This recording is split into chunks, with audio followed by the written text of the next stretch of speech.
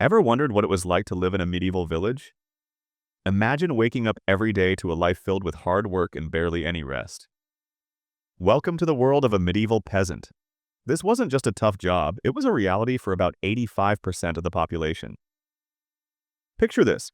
You're up before the sun, plowing fields, tending to livestock, and hoping that today's the day you don't accidentally invent the world's first mud facial. A bustling medieval village nestled on land owned by a powerful lord.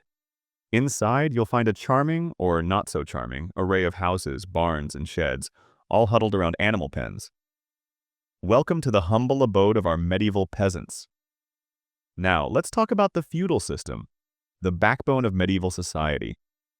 Within this system, peasants had different levels, like villains. These were peasants who had sworn an oath of obedience to their local lord, often on the Bible. You might be wondering, why would anyone sign up for this? Well, being a villain had its perks. They got to farm the lord's land, but here's the catch.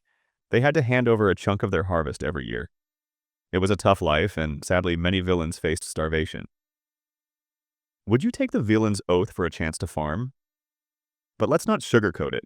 Medieval villages were far from clean. Animals roamed freely, and waste disposal was practically non-existent.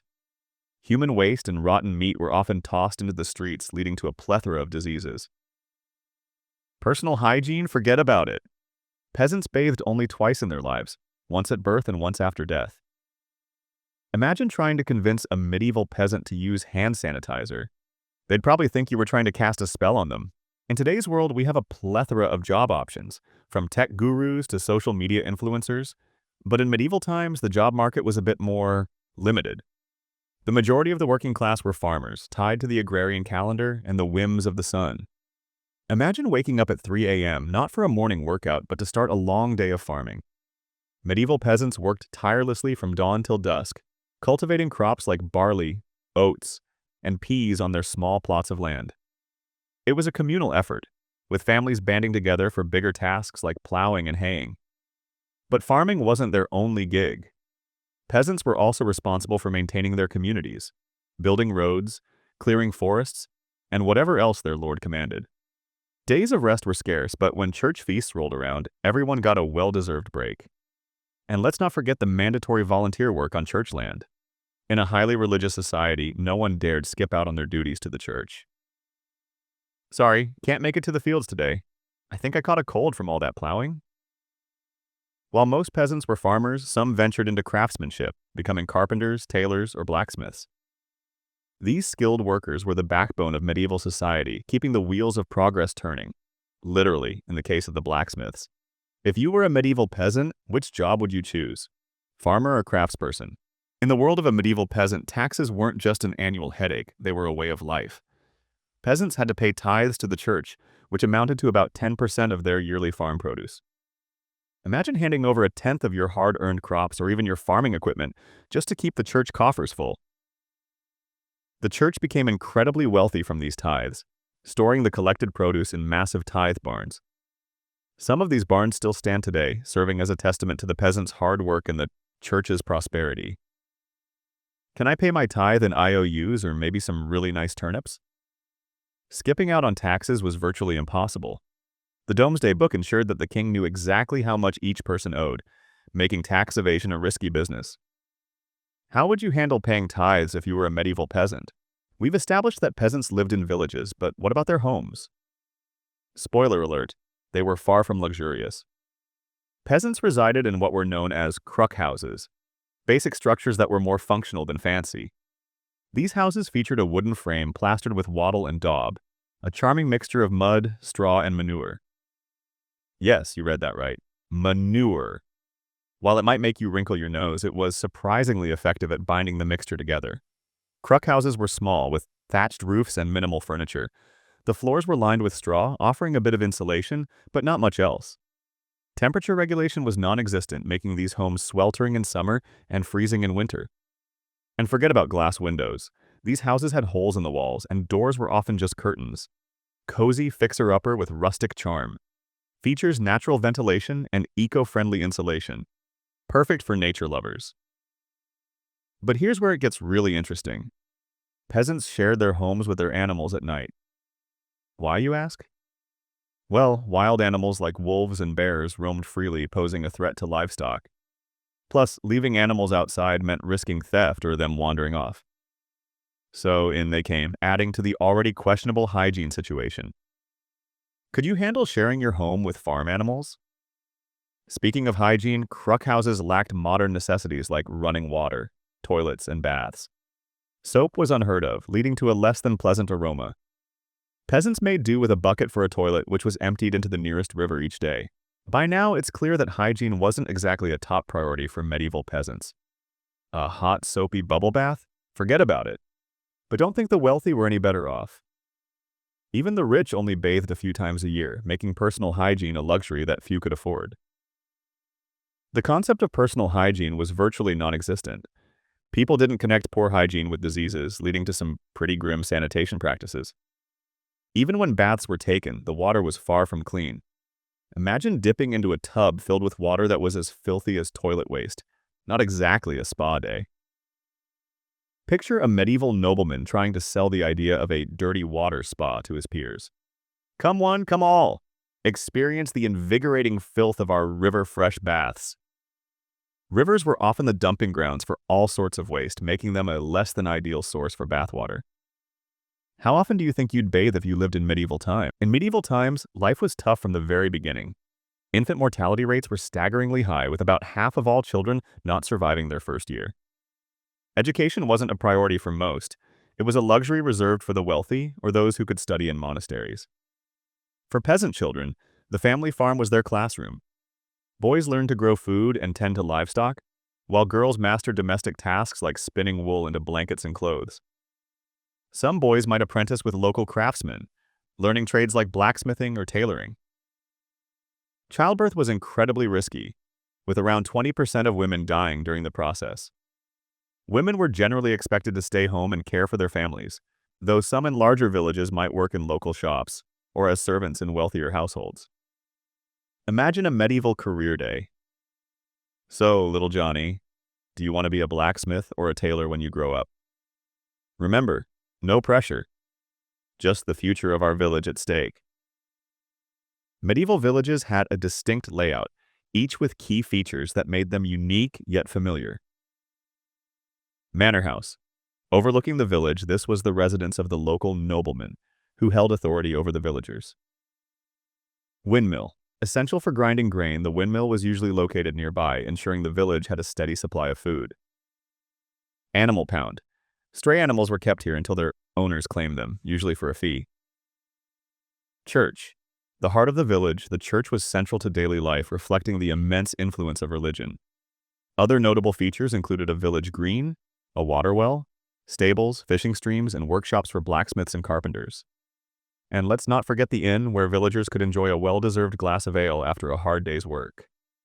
Which feature of a medieval village would you most like to explore? Life in a medieval village was far from glamorous, but it wasn't all doom and gloom. There were moments of joy and entertainment that brought some relief to the daily grind. During their rare free time and days off, villagers indulged in various leisure activities.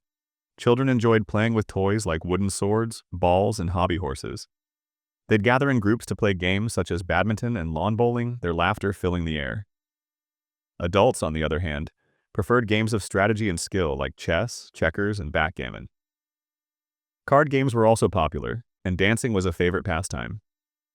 Fair days were a highlight in the life of a medieval villager. These special occasions brought entertainers like jugglers, dancers, and clowns to the village, providing a much-needed break from the monotony of daily life. Minstrels would fill the air with music and poetry, creating a festive atmosphere. Villagers would dress up in vibrant costumes and parade through the streets, carrying colorful banners. Which medieval entertainment would you most like to experience? Nowadays, we have a designated police force that is responsible for enforcing the law and keeping society safe. However, medieval people did not have this privilege. In fact, the police force was not invented in England until the mid-1800s. The result of this was that law enforcement fell into the hands of ordinary people. As you can imagine, this led to some pretty severe and unjust punishments. In some places, it was mandatory for all young men over the age of 12 to join a group called a tithing, which acted as a kind of amateur police force.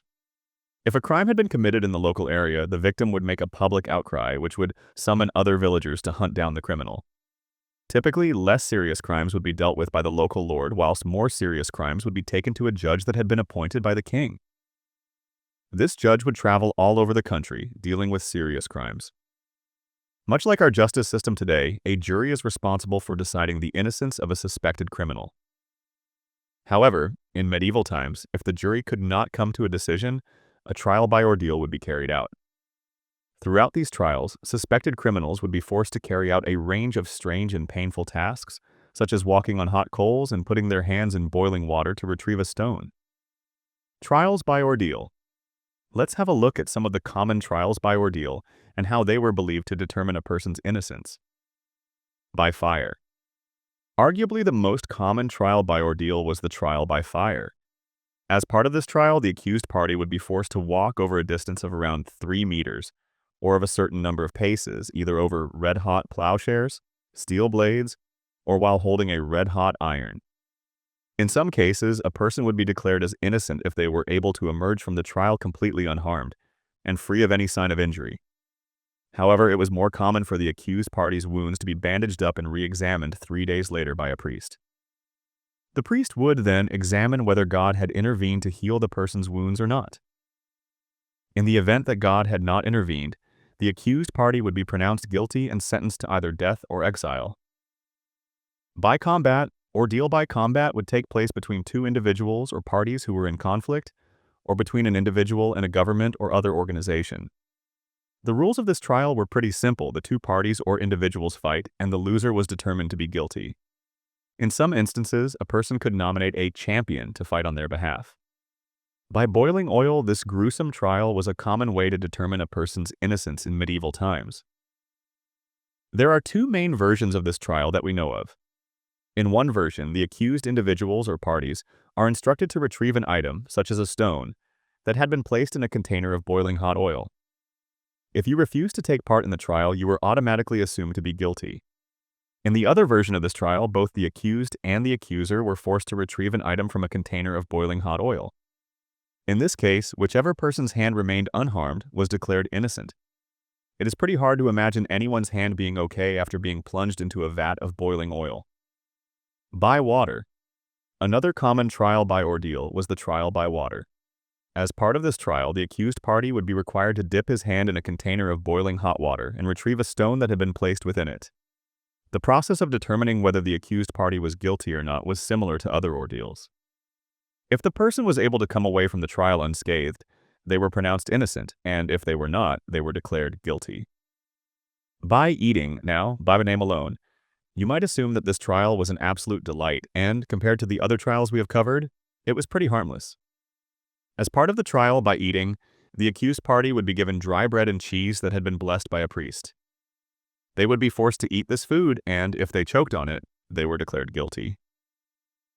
Compared to the other trials, which were seemingly impossible to pass, the trial by eating must have been a walk in the park. The Peasants' Revolt was a series of uprisings across England in the late 14th century. This revolt was mainly caused by economic and political tensions, such as high taxes to fund the 100 Years' War, and instability within the London leadership. Furthermore, the Black Death had also just taken a major toll on the world only 40 years prior.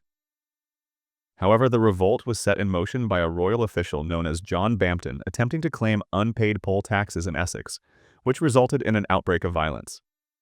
This violence spread, and a variety of people, such as rural farmers, artisans, and even village officials, protested. The main goals of the Peasant Rebellion were a reduction in taxation, the abolition of serfdom, and the reconstruction of King Richard II's officials and law courts.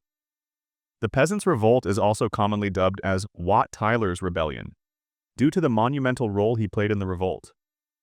Wat Tyler led the rebels on their advance to London.